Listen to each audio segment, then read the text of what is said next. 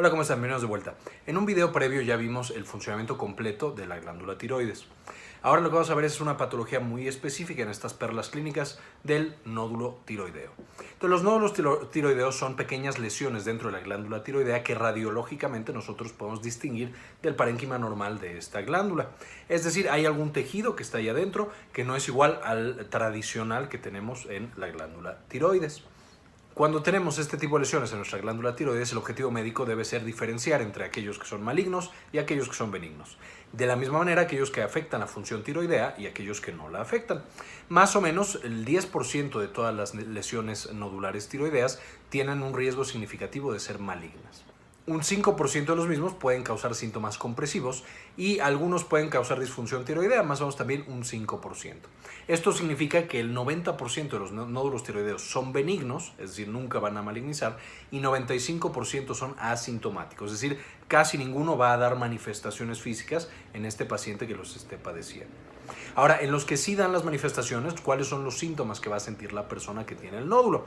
Debe decirse que los síntomas se asocian a nódulos que son mucho más grandes, más o menos a 3 centímetros o más, y aquellos que están cerca de la tráquea, porque justamente ahí es donde nosotros empezamos a sentir toda esta patología tiroidea. ¿Qué manifestaciones o síntomas son los que da tradicionalmente? Sensación de un cuerpo extraño que tenemos en la garganta, es decir, ya nos tocamos y nos movemos, sentimos que tenemos algo. Disfagia, es decir, dificultad para tragar. Odinofagia, es decir, dolor cuando tragamos. Disfonía y dolor.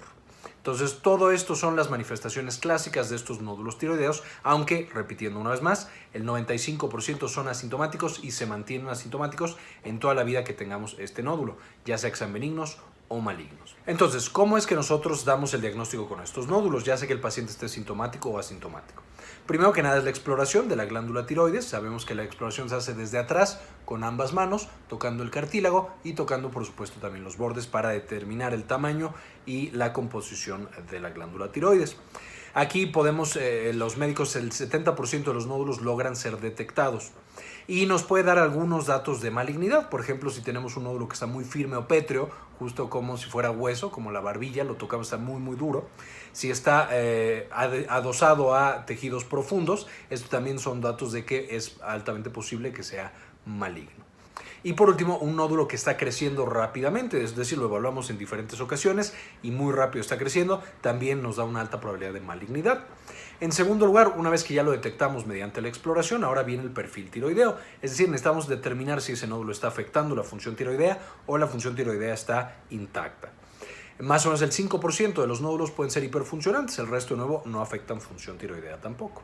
El siguiente paso es el ultrasonido. Hacemos un ultrasonido de la glándula y esto nos permite determinar las características ya de manera mucho más precisa de este nódulo y también nos va a dar algunos datos de malignidad.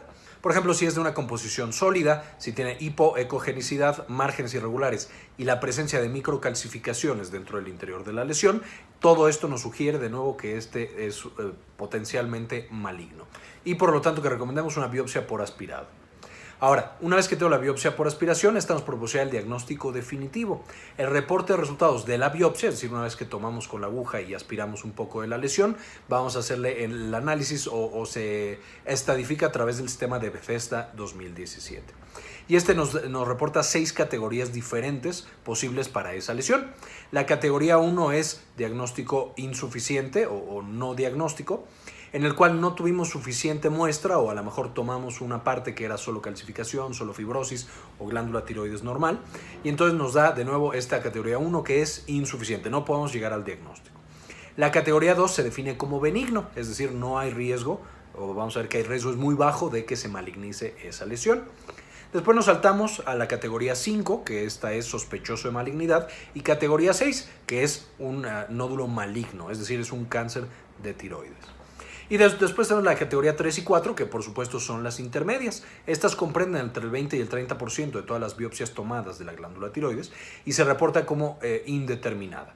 En estas lo que requerimos es una evaluación posterior para ver si se está malignizando o si se queda exactamente igual. Ahora, ¿cuál es el seguimiento que le vamos a hacer a estos nódulos? Es decir, ya lo encontramos, lo palpamos, vimos cuáles eran las características a la exploración, vimos si afecta el perfil tiroideo o no, tomamos el ultrasonido y determinamos si tiene estos marcadores o datos sugestivos de que es maligno o no y tomamos una biopsia por aspirado. Entonces, aquellos nódulos que son altamente sospechosos de malignidad por ultrasonido y que tengan una BAF, es decir, una biopsia por aspirado, con reporte de benignidad, deberán ser estudiados de nuevo a los 12 meses. Es decir, no podemos dejarlo tranquilo porque nos están reportando que tiene algunos datos que son sugestivos de malignidad.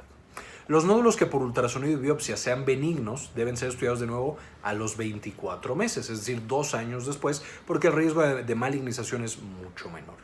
Y después de que nosotros tengamos 2 citologías benignas, el riesgo de malignidad es prácticamente cero y puede dejar de darse ese seguimiento. Entonces, 2 años después de que tenemos muestras o BAFs que son completamente normales, podemos detener el seguimiento de esa lesión. En aquellos nódulos que no cumplen criterios para el BAF, es decir, le tomamos la biopsia y no nos reporta nada o es categoría 1, el seguimiento debe ser realizado con el ultrasonido. Y entonces, de acuerdo al ultrasonido, vamos a ver cuáles son los nódulos de alto riesgo. Estos deben ser evaluados otra vez de 6 a 12 meses. Y los de riesgo bajo a intermedio, que deben ser evaluados otra vez de 12 a 24 meses. Y en los que tienen muy bajo riesgo, de acuerdo al ultrasonido y que la biopsia no se pudo realizar, el seguimiento se da a los 24 meses, es decir, una vez más, a los 2 años. Ahora, ¿cuál es el tratamiento para este tipo de lesiones? Pues por supuesto va a ser el tratamiento quirúrgico. El tratamiento quirúrgico es el más estudiado y el que más se utiliza, en el cual se hace primero una lobectomía. La lobectomía es quitamos uno de los lóbulos de la glándula tiroides y esto nos da un diagnóstico histológico porque podemos mandar a analizar esa pieza para determinar si es cáncer o no es cáncer. Y realmente tiene un riesgo bajo de complicaciones. Ahora, ¿cuáles son las complicaciones que sí llegan a aparecer? De nuevo, no es tan frecuente, pero pueden aparecer por este proceso quirúrgico. Van a ser la lesión del nervio laríngeo recurrente, más o menos el 2.5% de los procedimientos. Esto deja al paciente con una voz como aguardientosa, como diferente por la lesión de este nervio laríngeo. Puede causar hipocalcemia en 8.1%, de nuevo por la lesión de la glándula paratiroides y las células productoras de calcitonina y de hormona paratiroidea. Y puede causar, por supuesto, también hemorragia, ya que la glándula tiroides es una glándula que está tremendamente irrigada. Los pacientes que tienen una citología sospechosa para malignidad, es decir, le hacemos la lobectomía y tenemos un Bethesda 5 y 6, deben ser enviados para tiroidectomía total. Es decir, no podemos quitar solo una parte de la glándula, sino que tenemos que quitarla completamente por el riesgo de que se pase el cáncer al otro lóbulo e incluso a otras estructuras del cuello y de nuestro cuerpo. Cuando la cirugía es considerada para citologías intermedias, es decir, Bethesda 3 y Bethesda 4, la lobectomía es la cirugía preferida. Y por supuesto, si ya hicimos la lobectomía, no es necesario quitar el otro lado de la glándula. Entonces, de nuevo, las categorías más severas de malignidad, 5 y 6, siempre se hace una tiroidectomía total. Las 3 y 4, si se llega a hacer la cirugía, que no necesariamente se hace, puede ser solo una lobectomía. Y si en una lobectomía se detecta el cáncer, por supuesto se tiene que convertir en una cirugía mucho más radical de la tiroides. Y recientemente se han tratado de desarrollar otras alternativas terapéuticas, aunque estas no para todos los pacientes aplican, y estas son mínimamente invasivas guiadas por imagen, como ablación percutánea con etanol, radiofrecuencia, láser, microondas de ablación y ultrasonido de alta intensidad.